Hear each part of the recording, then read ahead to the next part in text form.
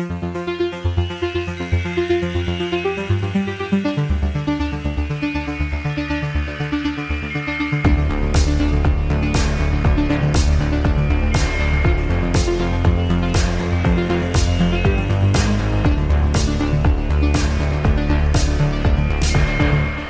and welcome to Every Horror Movie on Netflix, the show where we review, discuss, talk about. We watch them first. We watch them all. Fuck, yeah, we watch them in alphabetical order, and then we talk about them. It's been a while. Now that we're doing this every 2 weeks, I've forgotten what we do. Yeah, who are you guys? Well, I'm Chris. Oh. I'm Steven. Hi, guys. I'm Patrick. And sad news for those of you who are Elizabeth fans like I am. Aren't we all? Elizabeth is no longer going to be part of our Every Horror Movie on Netflix journey. It's very sad. In a way, I envy her, though. In a way, we all envy her too, but gonna miss having her around. I'll miss her. Yeah, it's weird not to hear. I was expecting that fourth voice to chime in. No one wants to listen to call. just us assholes talking our shit about horror movies. But the good news is we're going to be doing something that we've been planning to do for a while, which is kind of have more of a rotating cast. So hopefully some of our guests you like, maybe some of them you'll hate, maybe some of them will hate, but just going to have more of a Saturday Night Live sort of cast on Every Horror Movie on Netflix. And Elizabeth will be fondly remembered as a member of the original cast, and I hope that she makes it back from time to time in the future. Anything could happen. I mean, we've got a long fucking way to go. Let's look at the big picture here. Yeah, we are... This project's going to outlive all of us. How is that possible? What do you mean? Are we going to pass the baton at some point like when we Saturday get too Night fucking Live. old? Like Saturday Night Live. We're going to be slowly replaced. Who's going to be the final girl? We might not... Who's going to be the last holdout? We might not make it to Zombies, but we will be there with you. That's a Martin Luther King reference. Very timely. I don't know if it's appropriate, but yeah. Well, so what did we watch this week, guys? Well, this week we're still in the A's. We're getting close, though. I think we got 2 more A's left. I could be wrong. Ava's Possessions this week. Possessions, plural? Ava's Possessions, plural. Although how many possessions there actually are in the movie, much like 13 Cameras, subject for debate. There's no debating it at all. There are multiple possessions. Of Ava? Yes. But it seems like the same entity now. You can be possessed more than once by the same entity, can you not? If it leaves you and comes back? I mean, a possession is a takeover of your body by a spiritual entity. It's true. But she only gets possessed twice, though, actually, and it's sort of late in the movie, so it's sort of odd. Very late. It's almost like they're tipping their hat a little bit, just letting you know right off the bat. She's possessed once. She's going to be possessed again. I really thought it was good. She was going to be bombarded with spirits through this movie based on that title. Like it was going to be sort of like a Roseanne with multiple personalities or something, where she just has these things coming in and out of her the whole film, and that's not what we get. Something a little more like Anguish is what I was expecting, where you have one girl who's kind of playing host to multiple things. Yeah, well, thank God this wasn't Anguish. Anybody want to sum up the plot for this movie for our listeners? I feel like Chris probably maybe has seen it more recently. Patrick and I watched this about a week ago, right? Well, yeah, but I mean, the opening is fairly distinctive because this woman has been possessed already, which is sort of an unconventional way to open this sort of thing. Like, usually you build up to someone getting possessed and see them being possessed at length, but this movie opens when the woman has already been possessed and is returning, and she's basically an amnesiac. She wakes up and... not that kind of amnesiac. No, this movie did remind me of Amnesiac. How so? Yeah. Because she's basically an amnesiac. And yeah, she wakes up and she doesn't really know she doesn't have the same problem as the guy in Amnesiac. But the premise of the movie is she is post-possession. She's cured.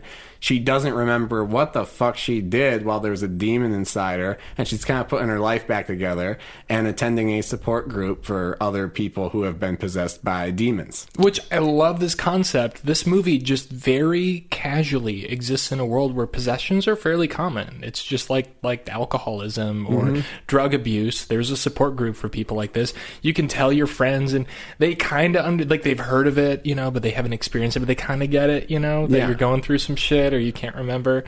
I thought that was fun that like they don't really make a big deal about the fact that this is kind of an alternate reality. Yeah, right. It's like her probation, basically. Like her lawyer tells her that she can either basically go to jail for all the fucked up shit that she did while she was possessed, or she can attend, you know, basically the spirit version of like Alcoholics, Narcotics Anonymous, which is a pretty fucking good deal, honestly. Like because she kills people, I think, right? She's potentially... I'm not sure if she actually kills somebody that they know about. There's a murder involved, but I don't it's think not it was part her. of her case, though. Oh, I thought that was what she was going to face trial for. But she did all kinds of stuff. But I mean, still a good deal. Just go to some meetings, go to some AA, and skip jail time. It's a collaboration between the church and the government. Yeah, which is interesting. A funny line. Mm-hmm. But yeah, so it's a mystery, basically. It reminds me a little bit of The Hangover, sort of, except I like this movie more than The Hangover. So, yeah, let me ask you about that, because I was really puzzled by that. I saw on the poster it said, what is it? The quote on the poster is, like The Hangover, except with a lot more spirit possession or something like that. It didn't really remind me of The Hangover much. I mean, I guess it's like The Hangover in that she wakes up from something weird having happened and she's piecing it together. But I think maybe I was expecting just to like the same tone as The Hangover, which it certainly doesn't. Certainly not the same tone. The humor is very dry, very subtle, tongue-in-cheek, everything. But I like Mike Tyson a lot better in this one, actually. He's really upped his game. He's joking. But it's like The Hangover because there's a lot of comedy pulled out of just like her seeing the evidence of stuff that's never explained that must have transpired while she was possessed. Right. I mean, at one point she finds like blood stains under her rug. Right. No idea where they came from. She finds not a ring. What does she find? Watch. A watch, yeah, with an inscription on it. Like, do you remember what it said exactly? Yeah, the inscription says to Conrad, celebrating 30 years of wedded bliss. Yeah. Mm-hmm. And so it's like, and she finds like in her couch cushions, and it's already been established that she was like banging people, so you think that she was like just banging some much older married man while she was possessed, and that's just funny. It turns out to be more complicated than that, as do a lot of things in this movie. When she, conducts her own little investigation, it reminded me of Brick a little bit. Because or just it kind of had like a noir vibe, I thought, in some parts where she's like investigating the circumstances of her possession, especially because it takes her into like kind of the criminal world for a bit. Yeah. Well, it's a great premise. It's a fantastic premise. I don't think it's. I mean, there are definitely some funny moments in this movie. I mean, very early on, I had a huge laugh. There's a particular line. I think we should play the clip. So, and the movie opens with the exorcism over the credits, and then we see Ava kind of waking up, coming to in her house, and her family's there with her. Her mom's got an eye patch, and you immediately think like, well, this must be something she did to her. We'll find out later what that was. And the family you've got these. It's odd. It's very disorienting to begin with. You got these canted angles, and it is kind of like noirish or like early Orson Welles-ish, and I'm just like, what's going on? I guess it's Joel Schumacher-ish.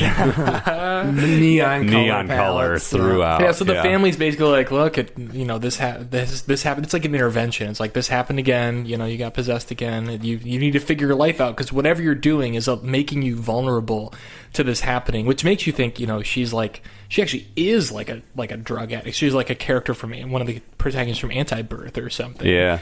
They never really get into that, though. No.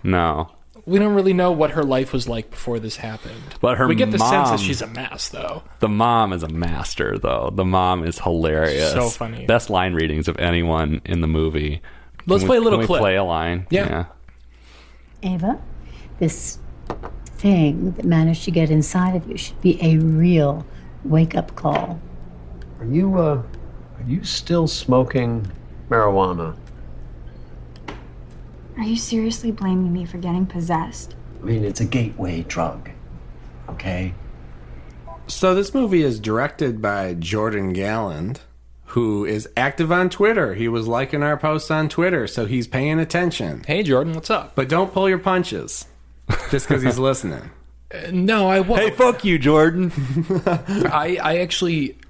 I like a lot of things about this movie, but I will say... was this IFC Midnight? No, it felt like it, It definitely though. felt like it. It feels like there is this community of kind of hipster artists in LA that, for some reason, are interested in making pseudo-horror movies. This Like, is New York. Oh, it was New York? Yeah. It feels like, okay, well, that makes sense. But it feels like it's in the same world as, like, the anti-birth and the hashtag horror. Like this. And there's some crossover because Julian Schnabel's daughter is in this as well, who is in Stella. hashtag horror. Yeah, Yeah. Stella Schnabel. I feel like there was some other crossover with some other movie we saw recently, but there are all these movies that like feel very like insider, like New York or LA art world, like people from that scene, from that community. Lots of loft And we've got apartments. Sean Lennon doing the soundtrack for this. Yeah, that was you know? remarkable. Oh, yeah, that was weird. I was like, I saw that in the opening credits. Music by Sean Lennon. I was like, is that the Sean Lennon? I'm Googling it. Yeah. Yeah, and there's just something kind of like incestuous about this community, which is true of a lot of sort of, you know, different communities in like the indie film world. And I don't really know what to make of it. All those movies I just mentioned, they all have like a quality that defines them that I can't put my finger on. And they all have something I really don't like about them that I think I can put my finger on, that they're great concepts that are like very lazily developed. Almost as if they went like full Larry David and just made it up as they went along. This did kind of feel like a mumblecore movie in some parts. Yeah. It was a great premise, but I really, you know, I was bored for most of this movie. I mean, once we get off the ground, there's very little to hold my interest. The pace is very sort of lackadaisical. The acting is, I mean, somnambulant at times. Like, I just feel like everyone's about to fall asleep in this movie. Which was strange because it just felt out of sync to me because the premise was so rich and really interesting to me. I really liked that idea. I liked the idea of the support group and, you know, sort of the hangover structure. I guess I understand now where the hangover thing is coming from. That all was really interesting to me. It's eye-popping, like, just to look at. It's, you know... It definitely looks unique and feels, you know, it has a really energetic feel visually. But I was just kind of sitting there. My brain was just kind of like feeling this disconnect. Like, okay, cool premise, looks good, but just it wasn't catching fire at all. It just kind of bumbles along. That was my experience. Also, I want to back up. Somnambulant is not probably a word. I think I meant somnolent. Okay. But...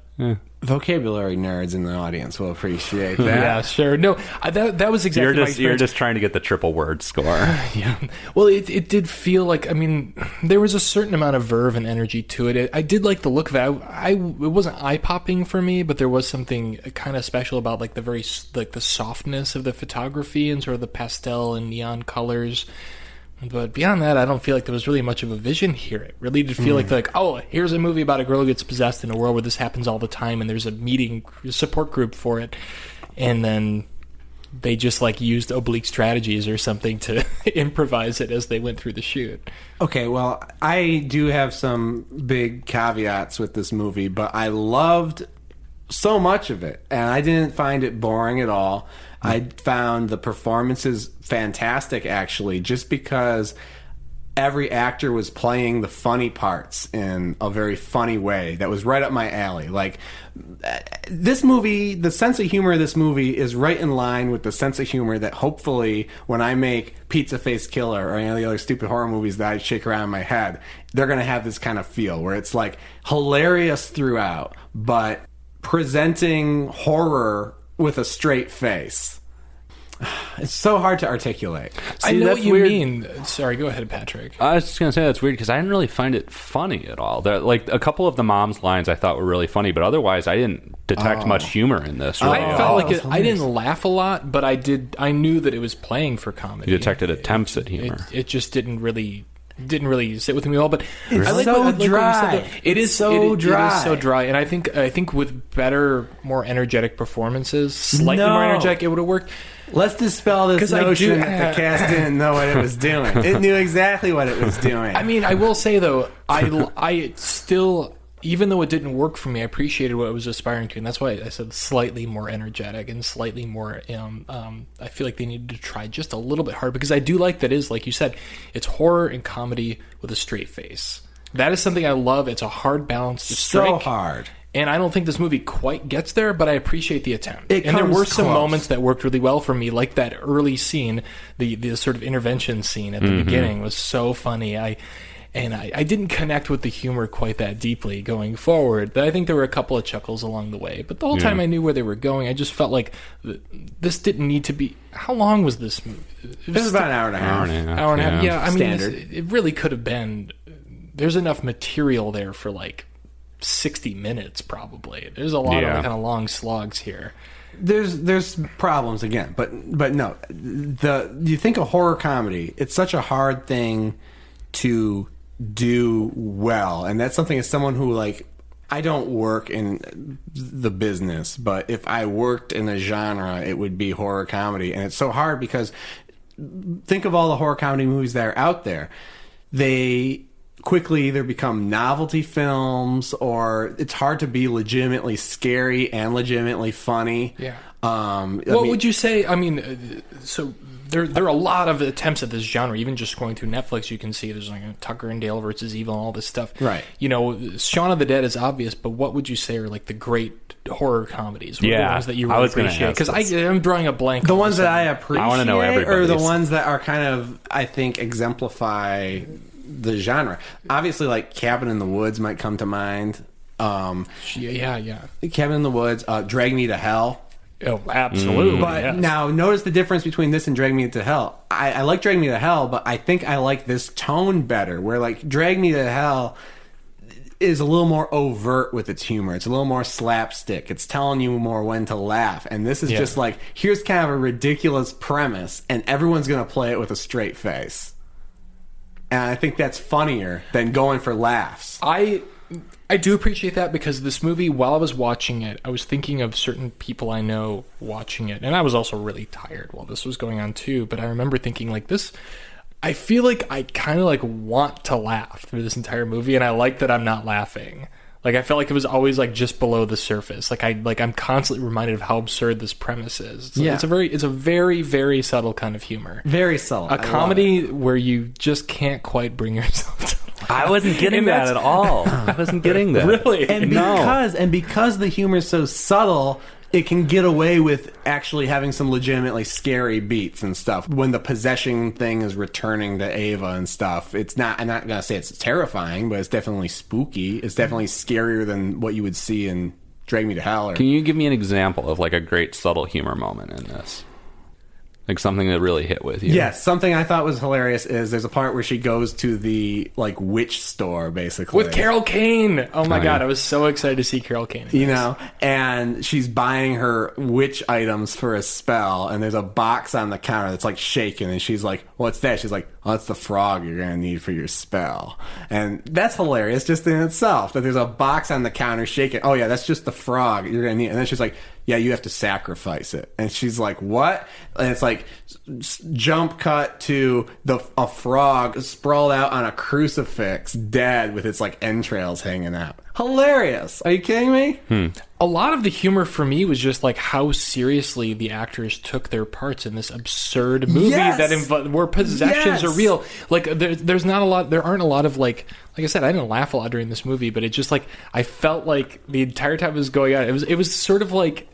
It's very much like alternative comedy, where like you stretch the joke out as far as it can possibly go, like Andy Kaufman would do, and suddenly it gets funny and funnier and funnier and funnier as it goes along. It's like I can't believe he's still rolling with the same joke. Like I already got my laugh and it's continuing.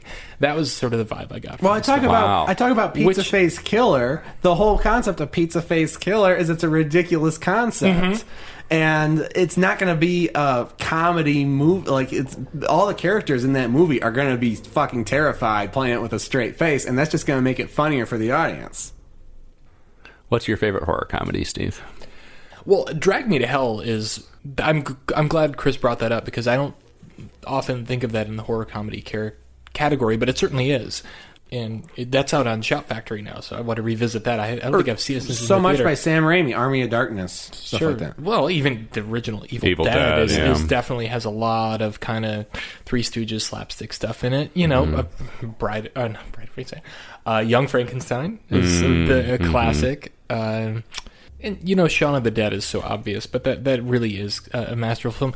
I don't know. I don't seek out horror comedies because I want one or the other. You know, like with horror, I want to shit my pants. I want to be scared. I want mood, atmosphere. I don't like, you know, a lot of horror directors feel like they have to inject horror into the movie because they're like, they'll get too scared. So we have to have a laugh in here. And it's like, no, Right. like the only way I'm going to get scared is if you take me to a dark place, lock the door behind me, and I'm there for an hour and a half. I don't Yeah. need to laugh. You don't need to hold my hand. Right.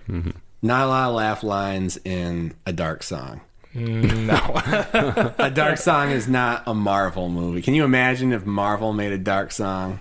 There'd be Paul Rudd was just winking at the camera, like. Anyway. Then there's also horror movies that you view as comedies, and then you find out that maybe they're not. Like, I always thought Christine was a hilarious movie. It is pretty hilarious. It is hilarious, but it wasn't supposed to be. Yeah. Because I thought I was laughing with John Carpenter for years, and then I saw. Then you realize John Carpenter doesn't know how to laugh. Then I saw an interview. Well, because John Carpenter does do comedic stuff that blends horror. You know, Big Trouble in Little China blends horror and comedy, right? They live for sure. Then I saw an interview where he was like, "Yeah, I don't like Christine. I had a hard time making the car scary." And I was like, "Oh, you were trying to make the car scary?" Like, I thought it was fucking hilarious. I didn't think it was scary, but I only just recently saw that for the first time. Indicator, the UK put it out on Blu-ray, and I was like, all right, this is up there. They're also releasing like Guess Who's Coming to Dinner and stuff. I was like, I guess I have to see Christine. Apparently, it's an important film now, and it's a Carpenter film I'd never seen.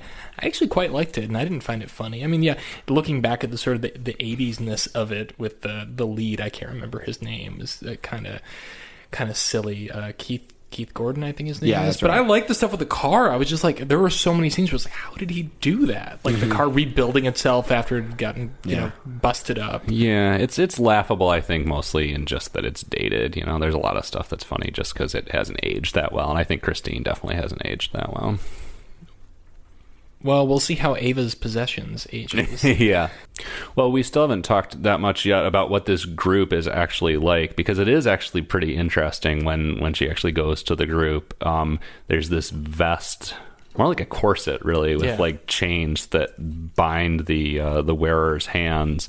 And the leader of the group, who's like this super greaser-looking dude, who's actually a pretty interesting character, puts this enchanted necklace on the group participants that makes their spirit come back, and they have to try and fight the spirit out on their own. And when they can achieve that, that means they finally graduate from the group. And every time this happens, it's in like this like cotton candy blue light at the front of the room as they're like struggling inside this corset. It's really bizarre. I also really liked, there was this one shot where everybody was like making really exaggerated facial expressions, I think, to sort of get in touch with like their inner anguish in the mirror, and it's shot from behind as this whole group of people is looking into the mirrors, and you can see everyone's like mouth hand mirrors in like front of them. in little hand mirrors, like 20 hand mirrors. That was a really cool shot. Yeah, I thought this movie was well shot, and all the stuff at the A lot of great visuals. a lot of stuff with the support group was, again, just tongue-in-cheek hilarious. Well, it's so, I like that it's played so casually.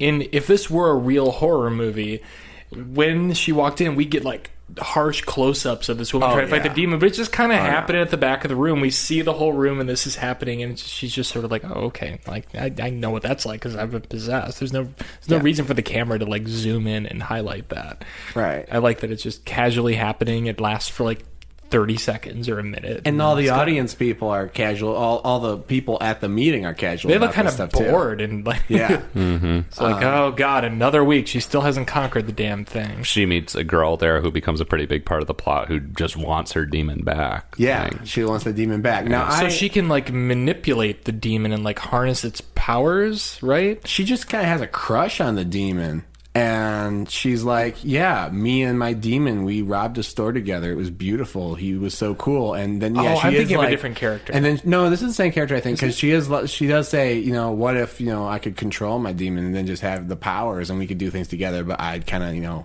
still be in control of my life and stuff. She kind of idealizes. Yeah, this is who they do the frog ritual for. Yeah. Because there is some, I think, I don't know if I would call them themes because I don't think they're developed strongly enough, but there is some sort of lip service to this idea that, you know, when you're possessed, maybe you're doing a lot of stuff that you actually, that's who you are. Oh, yeah. You know, and they kind of play with that a little bit. It doesn't really develop into anything. I did get the sense, I mean, I mentioned earlier that we don't really know what Ava's life was like before this happened, but we do get the sense that, like, if we remove the possession element, she's a fuck up. And the fact that she was possessed, like, didn't really surprise anybody. She did a lot of fucked up shit, but it's also like, I don't think they knew she was possessed. I get the sense that they were just like, oh wow, she's on a real bender this time. I loved all that. I loved all the outreach she does to her friends early on. She's like, it was part of her like, 12-step program. And they're like, is it safe to hang out? And she's like, yeah. You know, they come over and Oh yeah, with Jemima Kirk, who I love from Girls, who Yeah. shows up for one scene, but and she's trying to call her boyfriend, and he's like, no. Great stuff. And then the support group is led by a guy who I wanted to call him, I'm going to pronounce this wrong, I want to call him the poor man's Frank Grillo. oh yeah, I can see totally that. could see that. But it turns out he's actually, I guess, a famous doorman in New York, former boxer, current doorman. Oh, wow. He looks tough as nails. He is tough as nails. I read some interviews with him. He was in like court because he beat someone with the metal end of the velvet rope. To be fair, I don't think you really have to be a rich man to afford Frank Grillo in the first place. Right. Well, yeah, I kept watching this guy. I'm like, I feel like this guy was in The Gray, but he wasn't. He looks like he should have been in The Gray. Was Frank Grillo in The Gray? Yeah. Oh shit! I need to rewatch. I was going to say, I need to see The Grey. The Gray's my favorite horror comedy. Fuck. But yeah, he is dead serious. You Oh, know? yeah. He is dead serious. He's so serious that he kind of saps the comedy out of the film when you see him. See, that was how I felt about pretty much everyone in the movie. Everybody felt serious and just really subdued to me. It didn't feel like dry, knowing humor to me. It felt like just everybody not really understanding the movie they were in and just being super like... I disagree, and I was not a so flat line. impressed by the actors being able to grasp that and be as subtle with it as they were, especially the lead actress, Louisa Krause, who plays Ava. Masterwork. I'm kind of with Patrick. I feel like most people in this movie didn't seem to fully understand what movie they were in. A lot of the scenes felt like first takes, especially the stuff with her. Was it her lawyer? Not her lawyer. Yeah, it was her lawyer. Yeah. Was her lawyer? Yeah, like a lot of that stuff. I mean, he's in other stuff too. I recognize him, but there were some lines that felt like almost like they were flubs in this film. I just felt like it was very kind of hastily put together. I thought she came off well. She came off genuinely, I guess. But yeah, there's just this weird energy level about this whole thing. I feel like I've already said it too many times, but I just feel like there's this weird, like everybody was on downers or something. It just feels like everybody's half disengaged or something. I don't know. Loved it. And, you know, I guess maybe it's another Christine situation where I saw what I wanted to see and I wasn't actually on the level of the movie. That would disappoint me, but I felt like me and the filmmakers were in on a joke. Oh, it sounds like you were totally on the level they were intending, yeah. I just don't feel there. like they I appreciate succeeded. the way you saw it. I don't feel like it was a success, but I could see what they were going for, and I admired that, at least. And there were a few scenes that worked for me. That said, plot-wise, I have a lot of issues with this movie, which we'll probably talk about more after the spoiler break, but... in terms of the premise and the tone of the movie, the feel of the movie, the performances, I loved it. Just the plot, what happened, and especially towards the end, I thought it really kind of dropped the ball. Style-wise, this movie does a lot of stuff that would it almost was obnoxious. Like, with the Dutch angles, the neon stuff, it's a little hip. Like, if it were just a little bit too far, it could be like, oh, this guy, he's trying to be Tarantino, or he's trying to do this, or, but I thought it was fine. It was very excessive. No, I wouldn't call it like masterful or anything I like wouldn't that, call but it was masterful. certainly I thought it was fun. distinctive. I thought it was fun without being obnoxious. Yeah, and again, I guess that's what I'm talking about, where I felt like the visuals, which I did like and which did communicate fun and something a little off kilter to me, didn't really match up with what I was seeing otherwise. Like, there's a difference to me. Take, for example, for contrast, Anti-Birth, where you have things like the birthday party, and you have these like really excessive visual sequences that are saturated in neon and stuff where crazy shit's happening, and it's like, all right, this just kind of feels like you're trying to be an artist too hard. And this, I thought, had a fun aesthetic, but it wasn't. But in Anti-Birth, that worked for me because I felt like what I was seeing otherwise in the movie matched up with that aesthetic, whereas it didn't for me in this. I don't know. Should we review this shit? Yeah, let's do it. Sweet. Steve, what did you think? Would you view it, cue it, or screw it? I would cue it. It's rare that I kind of take the middle way with these movies, but I'm with Chris. I wish I'd had exactly the experience he had with it, but I can appreciate that at least. It is kind of a horror comedy. There's not a lot of comedy and not a lot of horror, though. It's a different kind of film. It's very subtle, but it's an extended joke that I think goes on just a little bit too long. But I think there's some promising talent here. I want to see what this director does next. I like his style. I think we have a similar sense of humor. Yeah, cue it. Don't rush out to see it, but if you run out of stuff to watch, throw it on and see what you think. Sweet. Patrick? I was going to ask Chris. I'm going to say screw it because I don't know. I just didn't turn the dial. It just didn't turn the dial for a straight 90 minutes. There were a couple of moments that really hit with me. Definitely some things I liked, which I've already mentioned, the visuals and the basic concept, the basic premise I do like quite a bit, and I saw a lot of potential there, and it just mostly didn't deliver on that for me. And it wasn't terrible, but I certainly couldn't really recommend anybody spend time on it. Chris?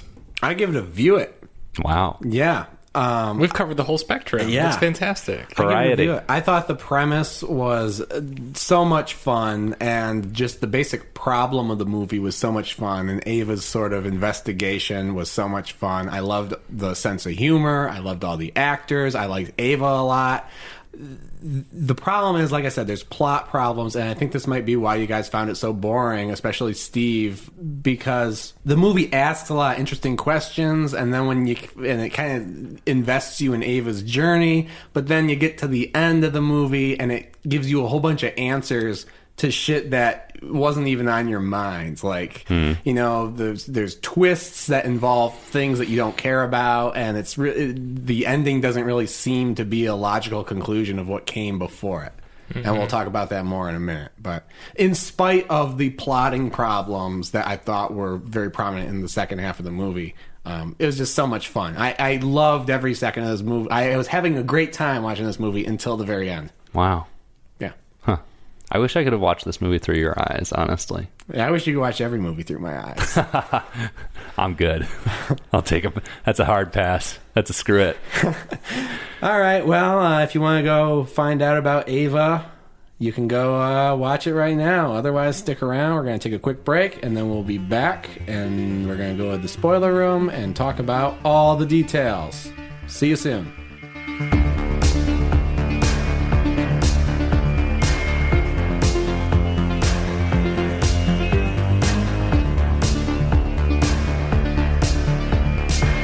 Okay, so we're back in the spoiler room. We're talking about Ava's possessions still. It's chilly down here, as always. It's chilly. One thing listeners might not know is we have to turn the heat off when we record at Chris's place because it's too loud in the background. And I feel like I'm in the spoiler room. We should start just building a fucking fire on Chris's countertop. And then it would be, it'd be noise, but it would be cool ambient noise, like a fire crackling in the background. That would be cool. Well, the point is we make physical sacrifices for the listening experience of this podcast.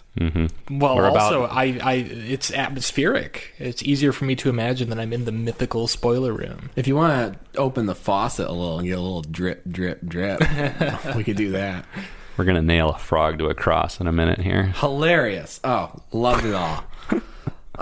Yeah, guys. So, you guys had a hard time unraveling some of the mysteries.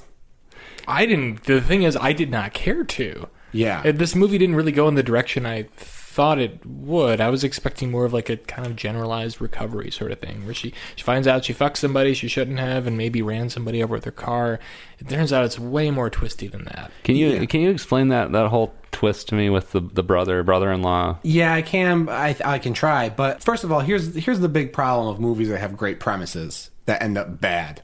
You know what the problem is? What? Tell us. They don't stick to the premise. So here we're given a movie where it's like, oh, great. A possessed girl, a post-possession girl, trying to get her life back on track.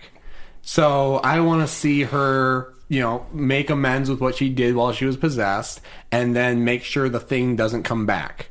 Which I guess is kind of where they get to. But then we go down this like film noir route where it's like, oh, guess who in your family hired a hitman? Or like all this shit. I'm like, what? This doesn't mean anything to do with anything. So basically, Ava's sister is engaged to a guy who looks like Macaulay Culkin. If he had aged a little bit better than the real Macaulay Culkin much did. more attractive than Macaulay Culkin.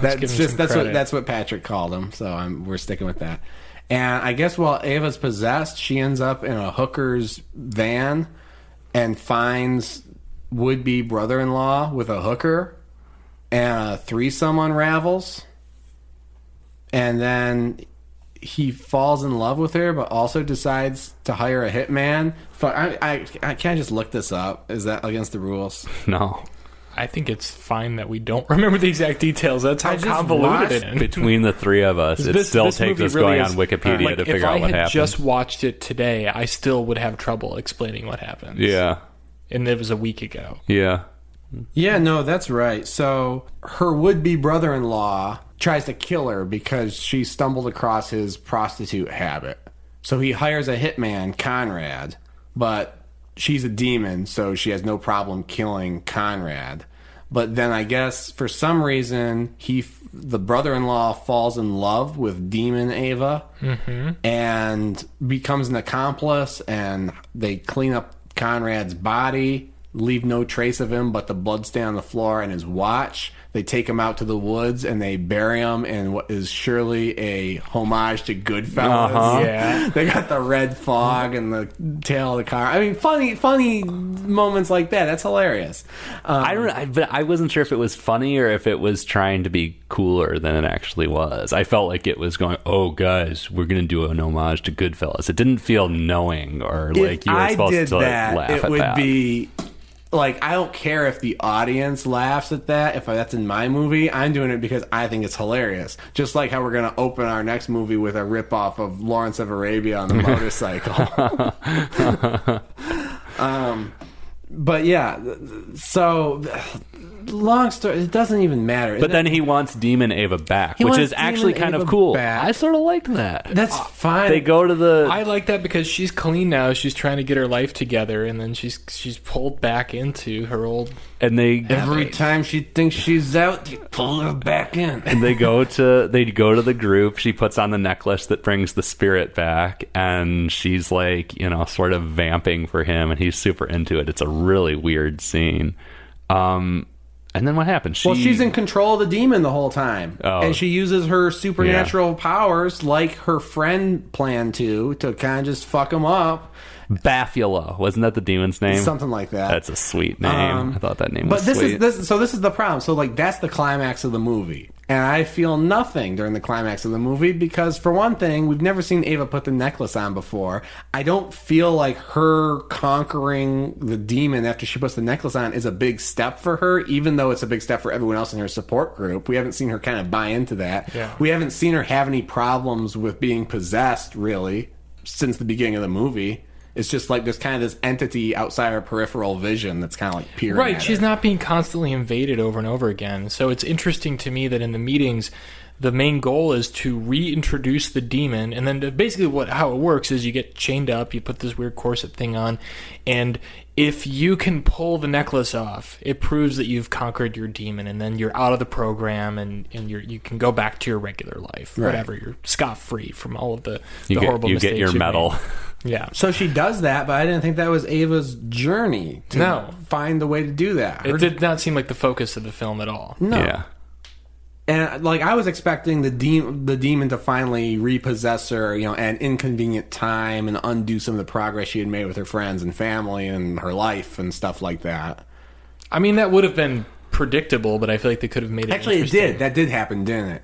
Temporarily, when she went back to work, just for a second, when she turned back on the demon Ava. Right, because she's like a A&R or something for a record label, and one of her bands is performing a song about her. They're all wearing the lead singer's wearing a He's priest wearing. uniform with the That's collar. that's a laugh out loud line That because is he's funny. dressed up like a priest singing, and she's like, "You look like a sex offender." Yeah, so she gets her job back after she's been exorcised, and then she sees him performing this song that's about her, and she just absolutely flips out on everyone, creates a massive scene. But it doesn't really seem like. I don't think she was possessed. Was she? I think she was a little bit, but it doesn't really matter. It doesn't feel like, oh no, she ruined everything. It doesn't feel like Whiplash when the kid tackles Fletcher on stage at the band show. And you're like, oh man, this is bad for him. It's like, oh, I kind of understand why she did that. Can I make a confession? I didn't, but what? I wondered if I fell asleep for a few minutes of this movie, and hearing you guys talk about this scene is telling me that. Oh, you definitely fell I asleep. sure did. Yeah, I looked didn't over, see this I scene. thought you were sleeping, and a half You should hour have woke later, me up. I couldn't tell, and I was I was actually absorbed in the movie at that point, and then I kind of turned over, and you just had kind of woken up, and I was like, "Were you sleeping?" You're like, "Yeah, I think I fell asleep for 2 minutes," and I was apparently it was a much longer amount of time. You're the Tig Notaro of this episode. No, I watched the rest of the movie. I was awake for the second twist because after the twist we already talked about, there's another twist that's completely fucking irrelevant. So bad. Yeah. We find out that her mother was also possessed. Which, who gives a fuck? It doesn't fucking matter. It changes nothing. And it actually confused me because I didn't understand that was what was being communicated, and I thought I'd missed something really important. And then I asked Patrick afterward, and it turns out no. And it's not supposed at to all. be the big stinger, oh shit, didn't see that coming. There's another half to that, which I didn't, but also it doesn't fucking matter. The other half to that is she's there's an implication that maybe she was intentionally possessed by somebody. Yeah. Someone put a hex on her. I thought the whole movie that's what she was trying to figure out. Well, she does see the little voodoo mark on the neck of her sister. Yeah. And it's nothing. It's not even a moment. It's oh, that's there. Okay, and then she finds out that her mother was also possessed. So it's implied, I guess, that her family was involved in possessing her. But it's who cares? And that's the end of the movie. It's oh wow, look at that, and it really fell flat for me. Mm-hmm. Yeah. Just stick to the premise, I guess. I don't know. It's still an enthusiastic view it though. Still an enthusiastic view it because wow. I had so much fun watching the movie that I'll forgive it. It's plot disaster at the end. All right. Whatever. Huh. Well, I think we've run through all of Ava's possessions at this point now, right? We've covered them all. I can't really think of how I would fix the movie, really. It's a very kitchen sink approach to making a movie. It really does feel like the writer just kind of made it up as he went along, and then they just shot that. How I would fix it? Focus on one thing. Yeah. Focus on either it's a recovery story, it's a noir mystery, yeah, or it's a complicated family drama. Any one of those things would be enough for a film, right? And I feel like there is enough sort of vision and humor and talent there in the cast and with the director that could work. But this really feels like the writer just was smoking lots of weed and also the writer is the director. It's the writer is Jordan. the director. He wrote it. Yeah. Okay.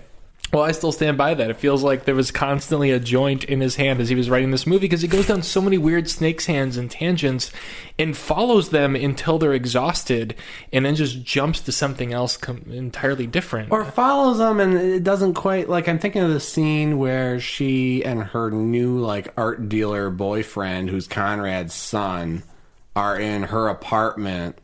And they're, like, about to bang, and she's seeing the demon shit. And so she's, like, starting to freak That was out. a really effective scene. That was one of my favorite scenes in the movie. That was a good scene. But then what becomes of that? Anything? It was just kind of there. It didn't progress anything, really. Yeah. And I mean, again, other than just showing the demon was still having its effect on right. her. And so you kind of get that sense where, like, oh, it would have made sense if the demon, the ominous demon outside her peripheral vision, like, became important. But she's never, like, caught up to by the demon. It, like, makes her see some weird shit. And then she just puts the necklace on and she takes it off. And it's like, okay, well, no demons. But your mom's bad. With the Yeah. approach that he took to writing and directing this movie, it really does feel like, I mean, I felt like I had hallucinated the whole thing by the time it was over. Yeah. It left me feeling very hazy, as if I had just smoked joint. Actually, Yeah. like it was very strange. Like the movie took me down some odd corners that I wasn't expecting, and Yeah, there's this weird... ultimately I found it more exhausting than entertaining.